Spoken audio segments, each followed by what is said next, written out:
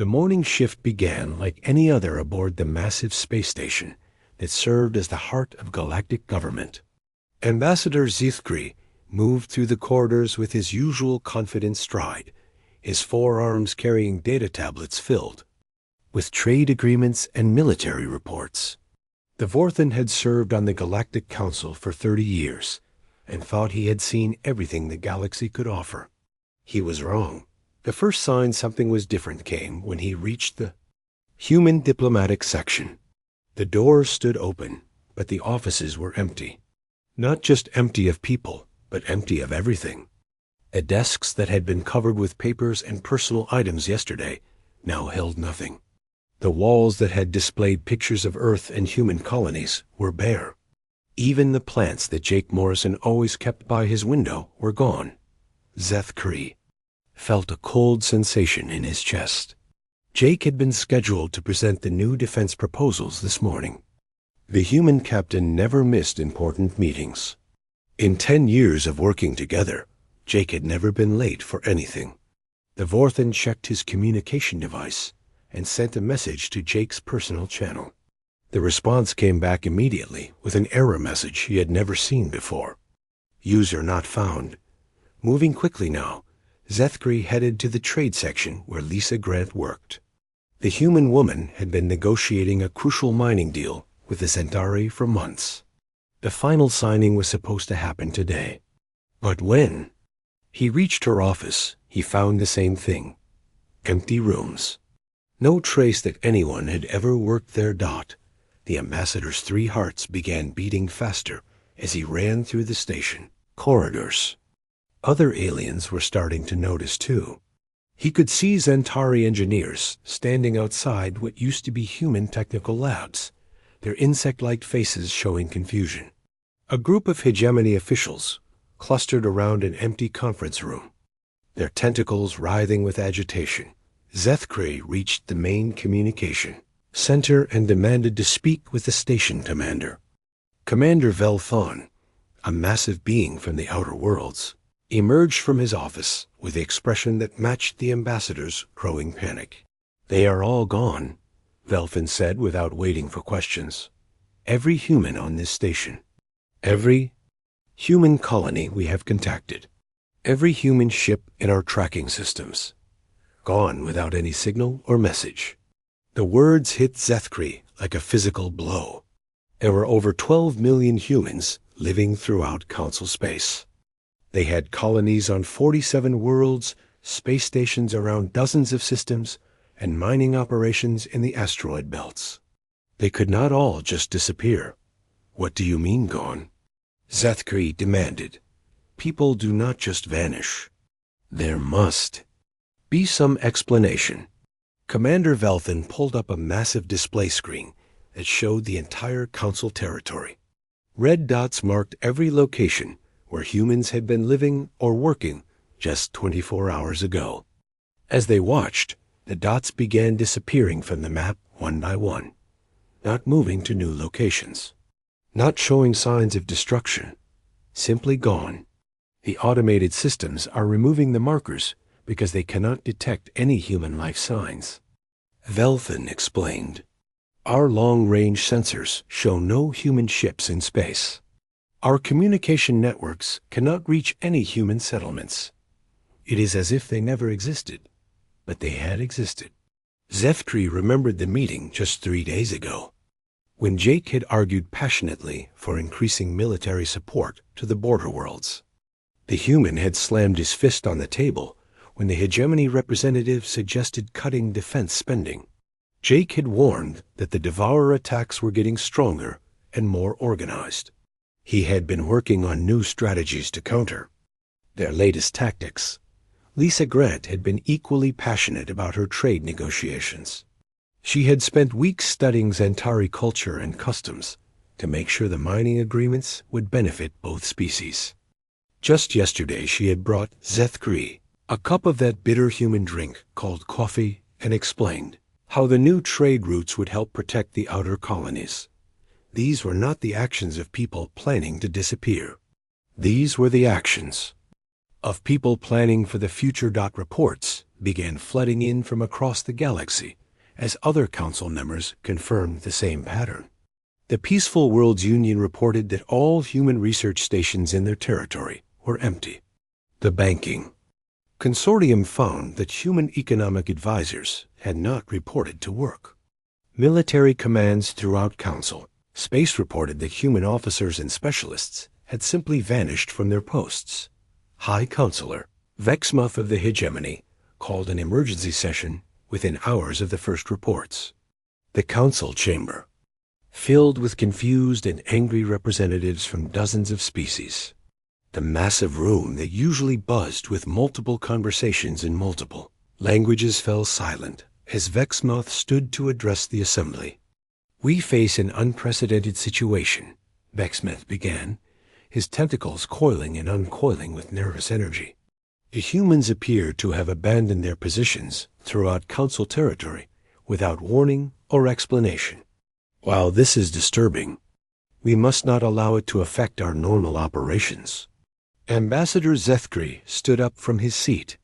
"With respect, High Counselor, this is not a minor issue. The humans were involved in crucial projects throughout our space. Captain Morrison was leading the development of new defense systems. Dr. Adams was working on treatments for the Rigel plague. Engineer Thompson had redesigned food production on a dozen agricultural worlds. And that precisely illustrates the problem," Vexmuth replied coldly. "We have allowed these primitives to become too involved in our affairs. Perhaps this disappearance is a blessing that will force us to rely on our own superior capabilities once again." Many of the council members made noises of agreement. The Zentari representative clicked his approval. Several hegemony officials waved their tentacles in support. The humans had only been part of galactic civilization for 50 years. Before that, the council had managed perfectly well without them. But Dr. Kethval, the elderly Setian scientist who served as the council's chief researcher, raised a thin arm for attention. "I have spent the last 6 hours reviewing human involvement in our current projects," she said in her soft voice. "The situation may be more complex than we realize." The doctor activated a holographic display that showed a three-dimensional map of council space. Thousands of small blue lights appeared throughout the territory. These lights represent projects, systems, or operations that involve significant human input, Dr. Kethval explained. "As you can see, their involvement extends far beyond what most of us realized." The display was shocking. Blue lights appeared everywhere. They marked military bases, trade stations, research facilities, mining operations, agricultural worlds, and communication networks. In some sectors, nearly every important facility showed human involvement. "This cannot be accurate," protested the Centauri representative. "We have only allowed humans to work in minor support roles." Dr. Kethval smiled. "Sadly, that is what I thought as well. But humans have a talent for making themselves useful. They volunteer for difficult assignments. They solve problems that others consider impossible. They work long hours without complaint. Over time, they have become integrated into our operations in ways that we never officially acknowledged." The council chamber erupted in arguments as representatives demanded more information. How had the humans become so involved without official approval? Why had no one been tracking their activities more carefully? What would happen to the projects they had been working on? As the shouting continued, Zethkri found himself thinking about his personal interactions with humans over the years. Jake had always been available when problems arose. The human captain had a gift for seeing solutions that others missed. During the crisis at Kepler Station 2 years ago, Jake had developed a rescue plan that saved thousands of lives. When trade negotiations between the Vorthan and Zentari had reached a deadlock, Lisa had suggested a compromise that satisfied both sides. The humans never demanded credit for their contributions. They never asked for special treatment or extra compensation. They simply did whatever needed to be done and moved on to the next problem. Now that they were gone, Zethkri realized how much the Council had come to depend on their quiet efficiency. Emergency session continued for hours without reaching any conclusions. Some Council members insisted that human disappearance was good news that would force other species to become more self-reliant. Others worried about the immediate practical effects of losing human expertise. A few suggested launching a massive search operation to find out where the humans had gone. But as reports continued arriving from throughout Council space, one fact became increasingly clear. The humans had not just left. They had vanished so completely that it seemed impossible. Their technology was gone. Their personal belongings were gone. Even their garbage and waste products had disappeared. It was as if someone had carefully erased every trace of human presence from the galaxy. As the station's artificial night cycle began, Zethkri stood alone in what used to be Jake Morrison's office. The room was completely empty now, but he could still smell the faint scent of that human beverage called coffee. Tomorrow would bring new challenges as the Council tried to understand what had happened and what it meant for the future. 2 weeks passed since the humans vanished, and the first real problems began to show themselves. At first, most Council members had believed High Counselor Vexmuth when he said the disappearance would hardly matter. The galaxy had managed without humans for millions of years before they arrived. Surely it could manage without them again. The Zentari mining operations were the first to prove this thinking wrong. Chief Engineer Vorthkis stood in the control room of Mining Platform 7, watching displays that should have shown steady production numbers. Instead, the screens flickered with warning symbols and error messages he had never seen before. The platform had been one of their most successful operations, pulling valuable minerals from the asteroid belt at 3 times the normal rate. The improvements had come from modifications suggested by a human engineer named Alex Rodriguez. The changes seemed simple at the time, small adjustments to the extraction equipment, and new computer programs to control the mining process. But now, the equipment was failing in ways that made no sense. Extraction arms that had worked perfectly for months suddenly stopped responding to commands. Computer systems that had run smoothly began producing random errors. Most confusing of all, when Zentari technicians tried to fix the problems, their repairs only made things worse. Vorthkis had tried to contact Alex Rodriguez dozens of times, but like all humans, the engineer had simply disappeared. The modifications Alex had made looked straightforward in the technical documentation he had left behind. But when the Zentari engineers tried to recreate his work, something always went wrong. "The power couplings are overloading again," reported Technician Kithfar from across the control room. "This is the 4th time today. Run the standard repair protocol," Vorthkis ordered, though he already knew it would not work. The Zentari had built mining equipment for centuries. Their technology was reliable and well understood. But somehow, Alex Rodriguez had found ways to make it work better by connecting systems and patterns that seemed impossible. The human modifications created efficiency gains that violated basic engineering principles. Yet somehow they had worked perfectly until now.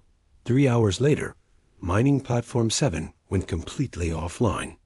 The automated safety systems shut down all operations to prevent damage to the equipment. Similar failures were happening throughout the Zentari mining network. Platforms that had been producing record amounts of materials 2 weeks ago were now struggling to maintain basic functions. The same pattern was emerging in other parts of Council space. On the military base at Kepler Station, Commander Rackstill of the Vorthan Fleet faced a crisis that threatened the entire defense network. The automated defense platforms that protected 3 major trade routes were operating at less than half efficiency.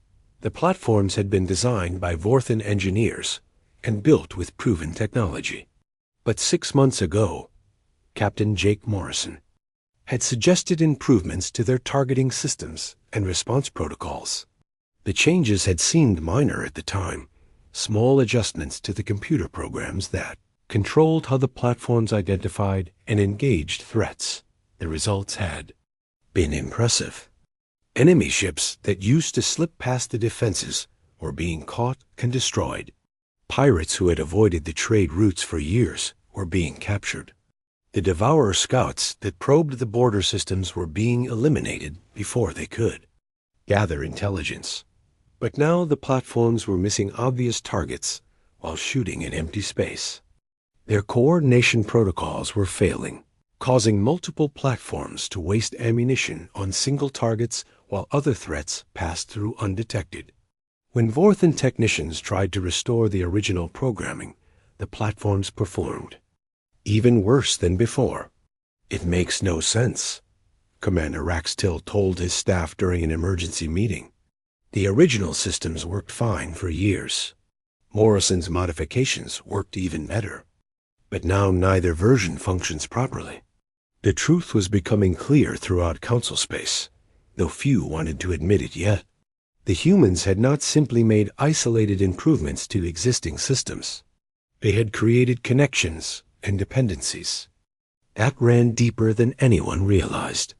Their modifications worked by linking different systems together in ways that seemed random, but actually served important purposes. Dr. Nicole Adams had been working on medical research at Sanctuary Station when she disappeared. The plague affecting multiple species in the Rigel system had been getting worse for months, despite all efforts to stop it.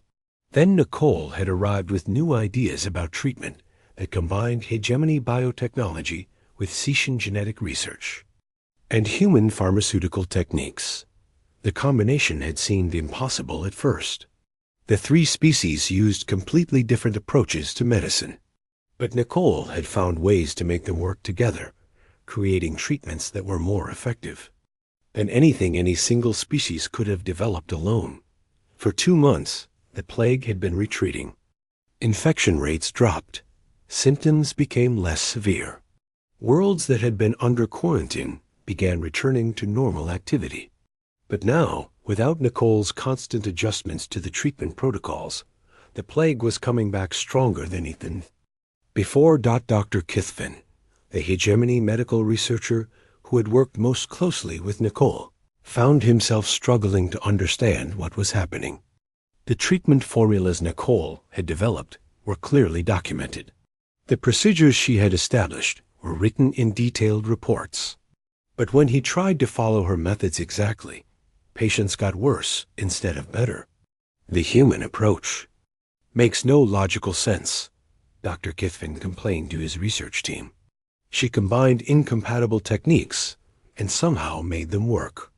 Now that she is gone, we cannot recreate her results even when following her exact procedures." A sane story was repeating itself throughout Council space. Human economist Sam Parker had restructured the banking consortium's trading algorithms before disappearing. The algorithms had been generating unprecedented profits, but now they were producing random losses that threatened to crash entire market sectors. Engineer Katie Sullivan had redesigned fusion reactors on dozens of worlds, improving their efficiency and safety. But when those reactors needed maintenance, alien technicians discovered that removing or replacing any component caused cascading failures throughout the entire system. Botanist Carl Thompson had developed new agricultural techniques that increased crop yields by enormous amounts. But now the enhanced crops were showing signs of disease and genetic instability without his constant attention. In each case, the pattern was the same. Humans had taken existing alien technology and somehow made it work better by creating connections. That seemed impossible. But these connections required constant adjustment and maintenance that only the humans understood how to provide. Ambassador Zethkri found himself in the uncomfortable position of trying to explain these problems to Council. Members who still insisted that human disappearance was not important.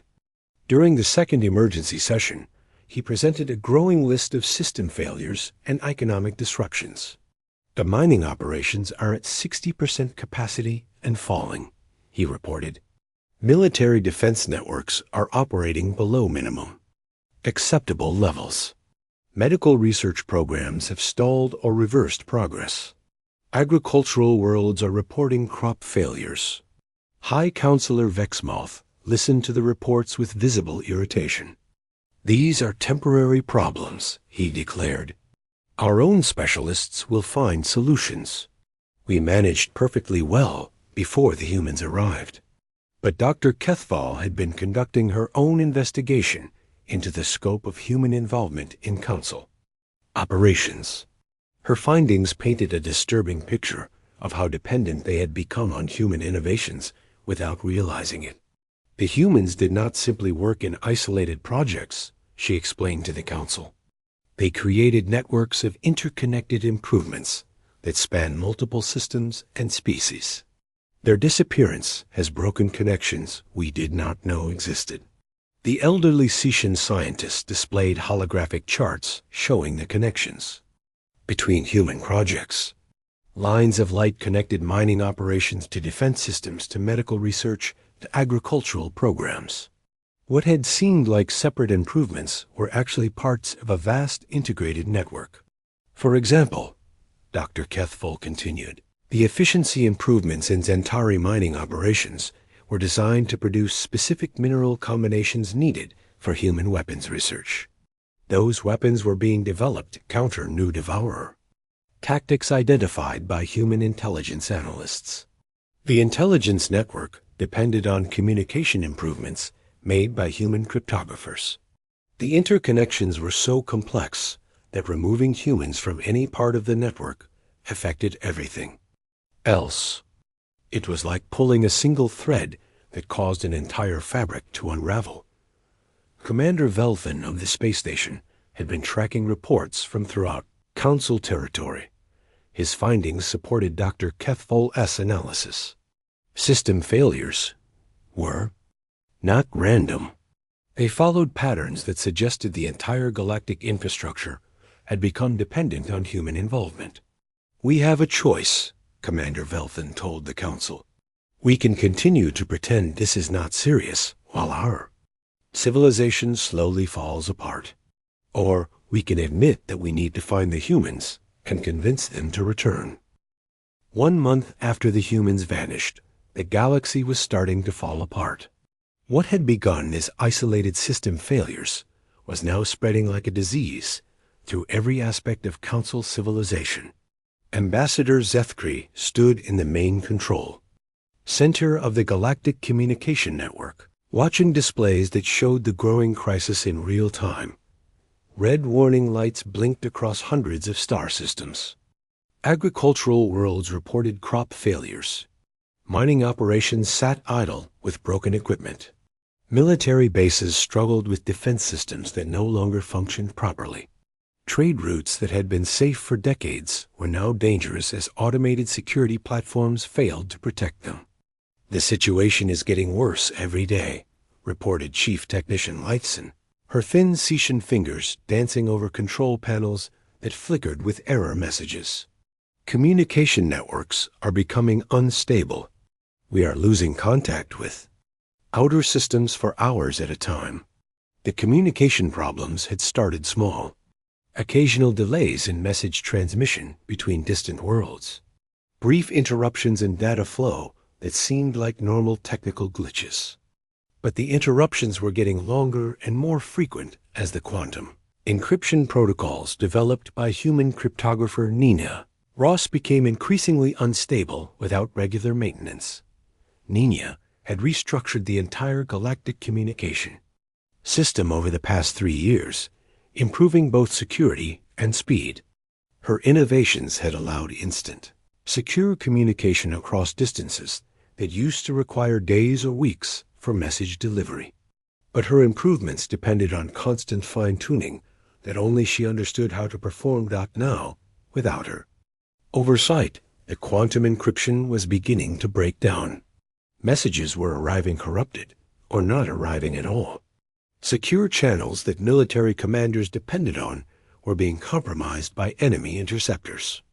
The communication backbone that held the galaxy together was dissolving into chaos. The crisis deepened when long-range sensors detected the largest devourer offensive in decades. Massive swarms of the nightmare creatures were moving toward the border systems, larger and more organized than any previous attack. Intelligence reports suggested they had been planning this assault for months, waiting for the perfect moment to strike. That perfect moment had apparently arrived with the disappearance of the humans. Captain Jake Morrison had been developing new strategies to counter devourer tactics for the past year. His analysis of their attack patterns had revealed weaknesses that could be exploited with proper coordination between different military units. His defensive plans had kept the monsters at bay, while other species developed better weapons and stronger defenses. But Jake was gone, and his strategic plans required constant adaptation to changing circumstances. The military commanders who tried to implement his strategies found themselves overwhelmed by devourer swarms that seemed to anticipate their every move. Without Jake's intuitive understanding of enemy behavior, the border defenses crumbled one by one. Commander Raxtil led the desperate defense of the Kepler system, one of the most important trade hubs in Council space.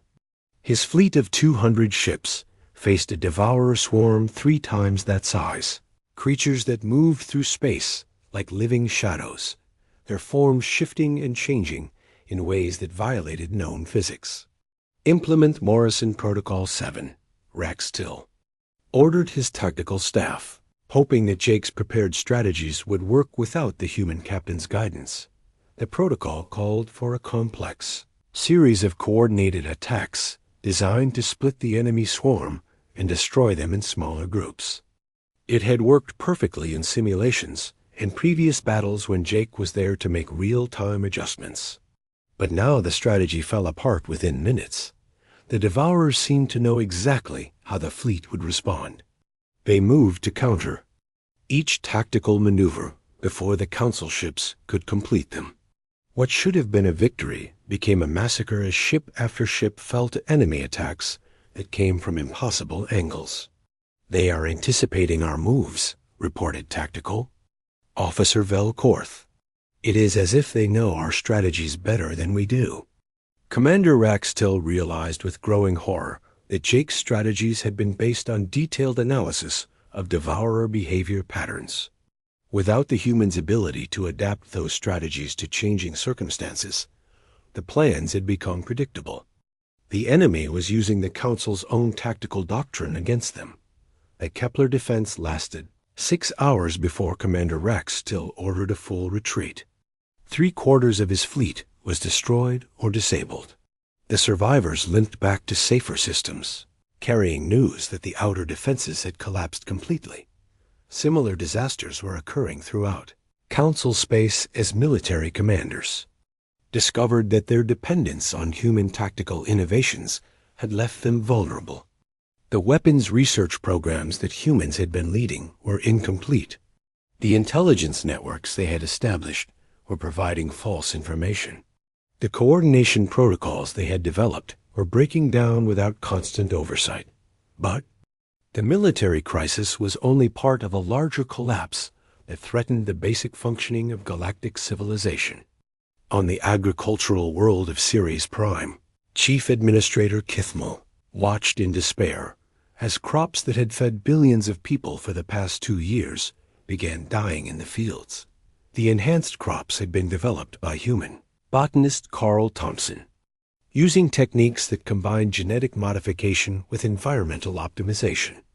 Carl had studied the soil conditions, climate patterns, and native ecosystems of dozens of worlds to create food plants that could grow in harsh conditions while producing enormous yields. His innovations had ended famine on worlds that had struggled to feed their populations for centuries.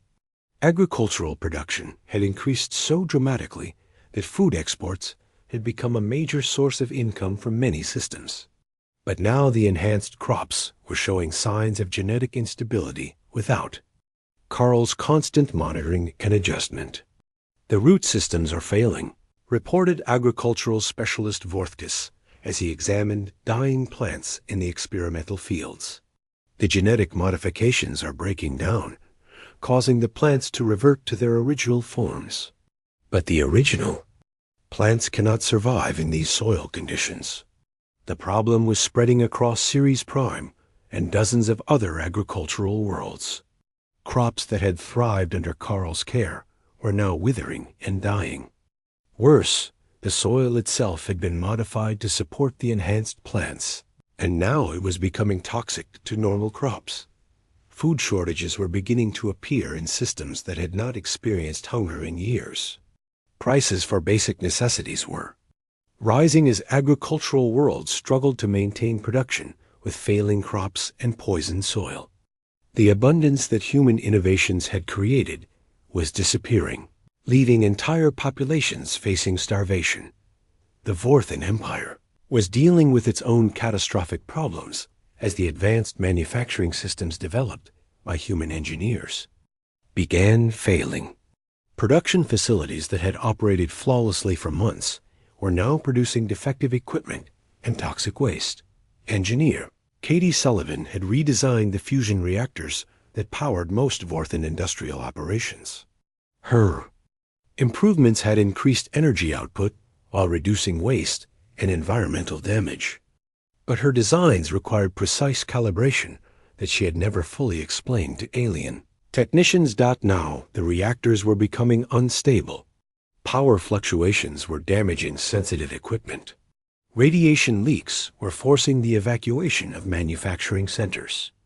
When Vorthan engineers tried to shut down the reactors safely, they discovered that Katie's modifications had created dependencies they did not understand. Attempting to restore original settings caused even more serious problems. "We are trapped in systems we cannot control," admitted Chief Engineer Zeth-4 during an emergency meeting of Vorthan industrial leaders. "The human improvements work perfectly when maintained properly, but we do not understand how to maintain them. Our attempts to fix problems only make them worse." The industrial crisis was spreading throughout Vorthan space as factories shut down, transportation systems failed, and essential services became unreliable. The empire that had prided itself on technological superiority was discovering how dependent it had become on human innovations. The banking consortium of Rigel faced their own disaster as the economic algorithms developed by human economist Sam Parker began producing catastrophic losses. The algorithms had been generating enormous profits by identifying subtle patterns in galactic trade that no one else had noticed. But without Sam's oversight, the same algorithms were now making investments that destroyed entire market sectors. "A system is gambling with funds we cannot afford to lose," warned financial analyst Kithrin as she watched market displays showing massive losses. "It appears to be making random decisions that contradict basic economic principles." The economic chaos was spreading beyond the banking consortium as trade agreements collapsed, currency values fluctuated wildly, and supply chains broke down. Systems that had depended on stable economic relationships found themselves unable to obtain essential goods and services. High Counselor Vexmoth called another emergency session as reports of failures flooded in from every part of Council space. The massive chamber that usually buzzed with confident discussion was now filled with worried whispers and anxious conversations. 2 months after the humans disappeared, the Galactic Council authorized the largest search operation in recorded history. Every available ship was assigned to sweep through systems where humans had once lived, hoping to find some trace of where they had gone. The desperation was obvious to everyone involved, but no one wanted to admit how dependent they had become on a species they had once considered primitive.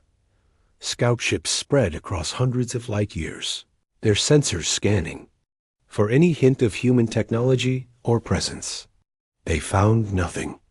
The colonies that had housed millions of people showed no signs that anyone had ever lived there. Space stations that had bustled with human activity were empty of everything, even dust and debris.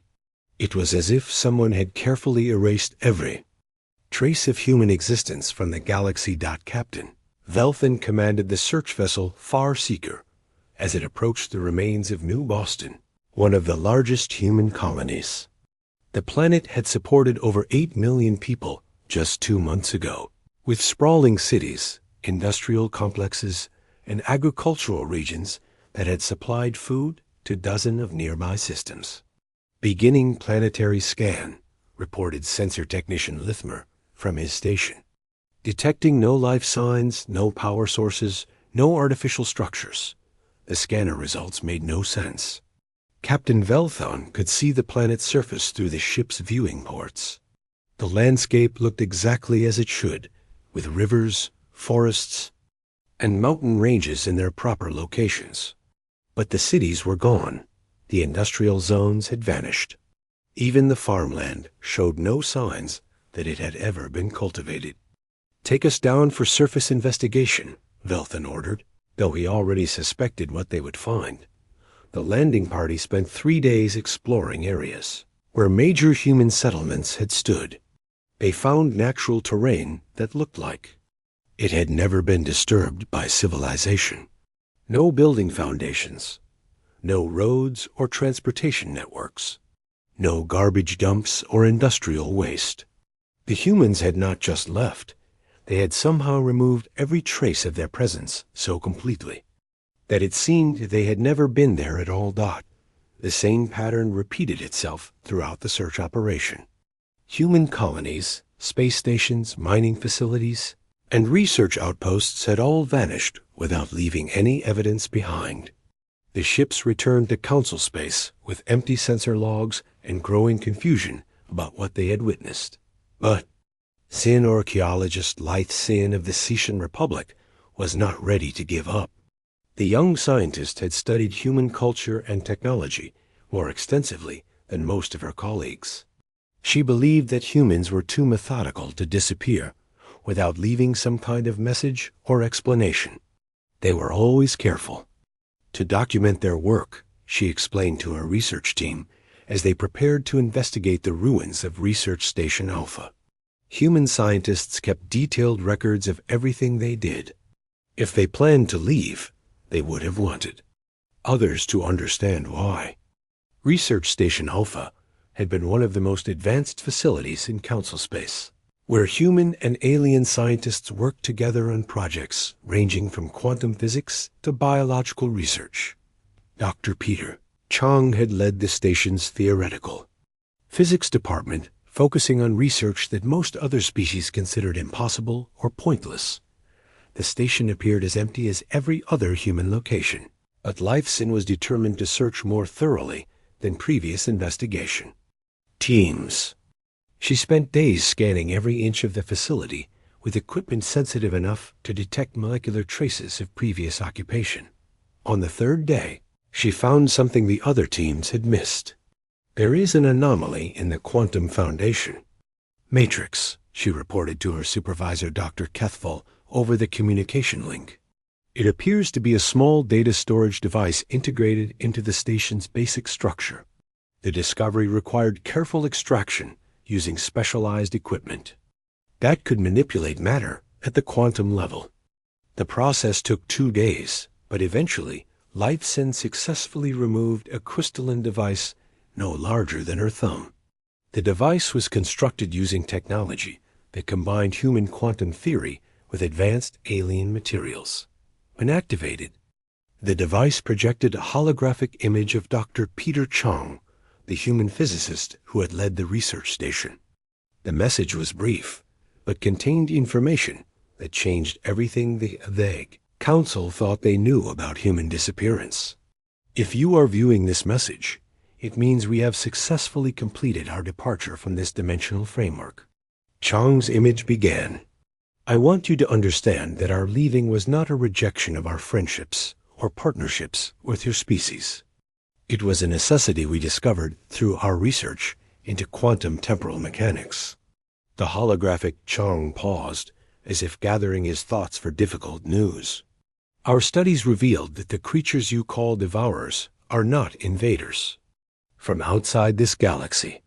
They are the evolved descendants of current galactic civilizations, specifically versions of your own species from a possible future timeline. The implications of this revelation were staggering. Lightson immediately transmitted the message to Council headquarters, where it was analyzed by the best scientists and strategic analysts available.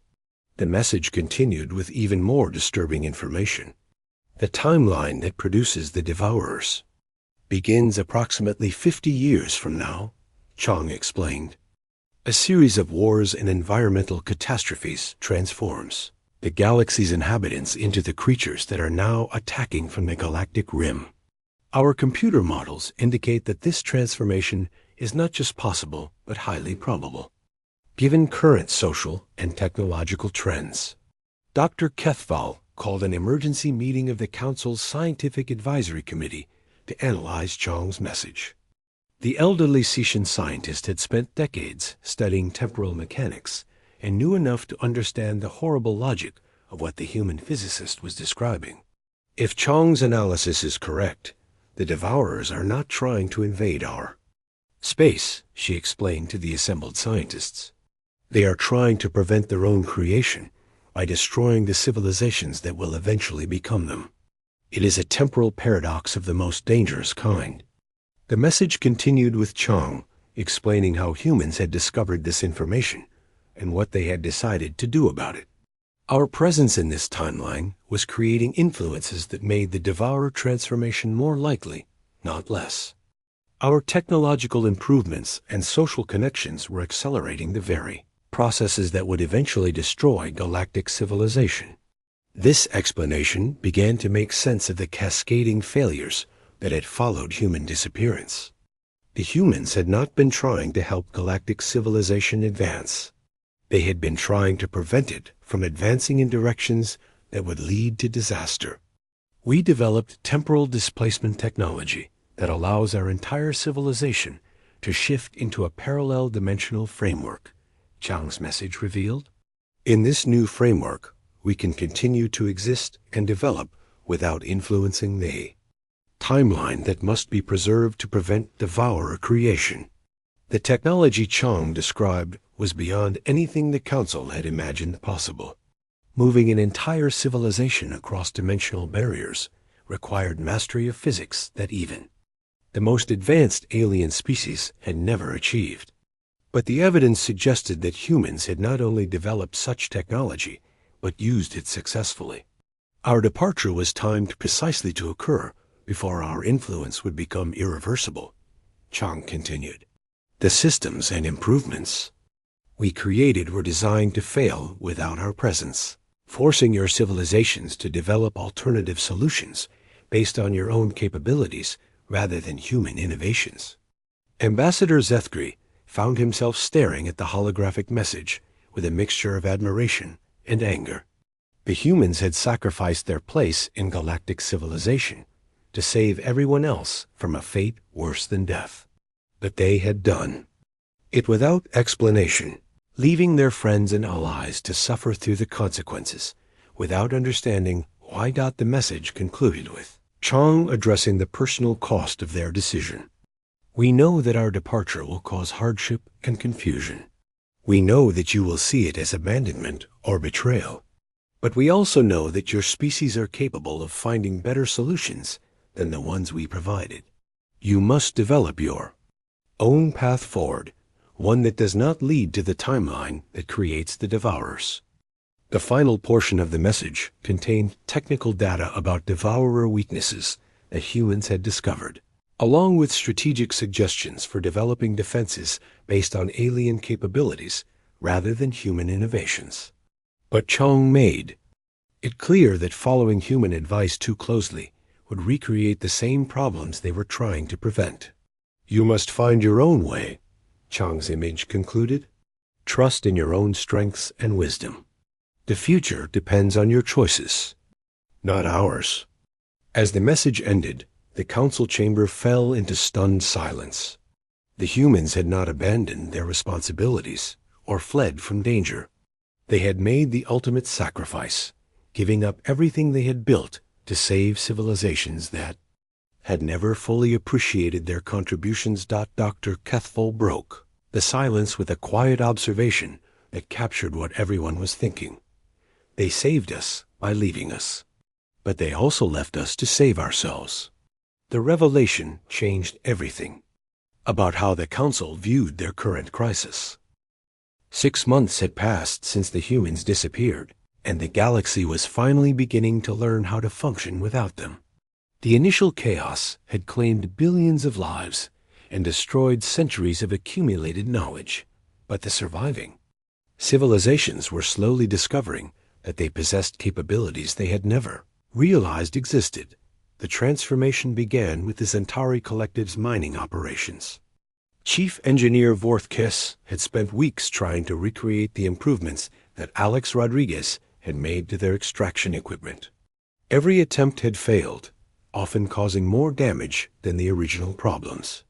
But gradually Vorthkiss began to understand that he was approaching the challenge from the wrong direction. Instead of copying human solutions, he started studying the unique advantages that Centauri biology provided. His species had evolved in deep underground cave systems, giving them natural abilities to sense mineral deposits and understand geological structures that other species lacked. These abilities had been ignored in favor of human technological approaches, but now they became the foundation for entirely new mining techniques. "We have been trying to think like humans, instead of thinking like Centauri," Vorthkiss explained to his engineering team as they developed new extraction methods. "Our natural senses can guide us to ore deposits more efficiently than any scanning equipment. Our ability to work in confined spaces allows us to reach minerals that machines cannot access." The new Centauri mining techniques were slower than the human-improved systems had been, but they were also more sustainable and less dependent on complex technology. More importantly, they worked reliably without requiring constant maintenance and adjustment. Within 3 months, mining production had recovered to 80% of previous levels and was continuing to improve. Commander Raxtil of the Vorthen fleet faced even greater challenges as Devourer attacks continued to intensify. The tactical strategies that Jake Morrison had developed were now completely useless, leaving Vorthen forces vulnerable to enemy assaults that seemed to anticipate their every move. The breakthrough came when Raxtil stopped trying to implement human strategies and started analyzing the fundamental nature of Vorthen military thinking. His species had evolved as pack hunters on a world where cooperation and instinctive coordination were essential for survival. These traits had been suppressed in favor of human tactical doctrine, but now they became the basis for new approaches to space combat. "We fight best when we trust our instincts," Raxtil told his officers during a strategy session before the Battle of Rigel Station. "Human tactics require us to think and plan like humans, but we are not humans. We are Vorthen, and we have our own strengths." The new Vorthen fighting style emphasized intuitive coordination between ship crews rather than rigid tactical formations. Commanders were encouraged to make decisions based on instinctive responses to changing battle conditions rather than following predetermined plans. The approach seemed chaotic compared to human precision, but it proved remarkably effective against Devourer swarms. The Battle of Rigel Station became the first major victory against the Devourers since human disappearance.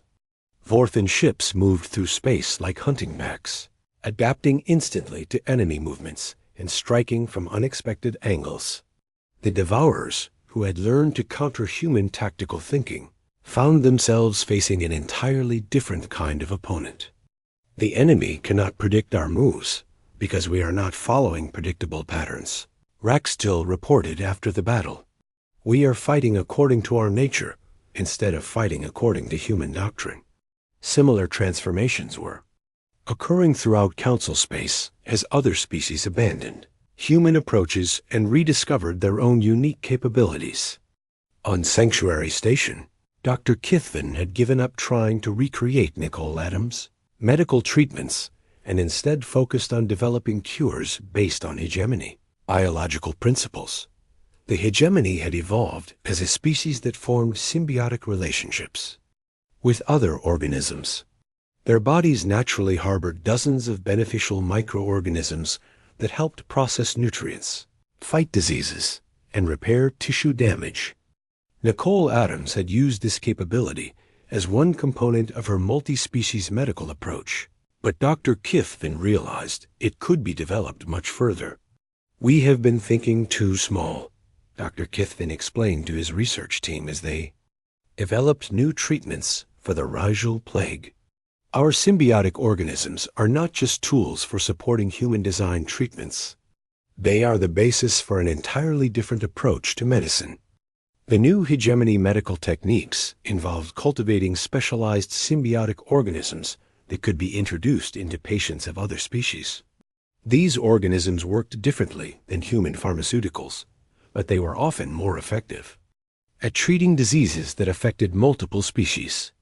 The plague that had been spreading despite human treatments was finally brought under control using purely hegemony methods. Agricultural worlds faced their own challenges as the enhanced crops, developed by Carl Thompson, continued to fail.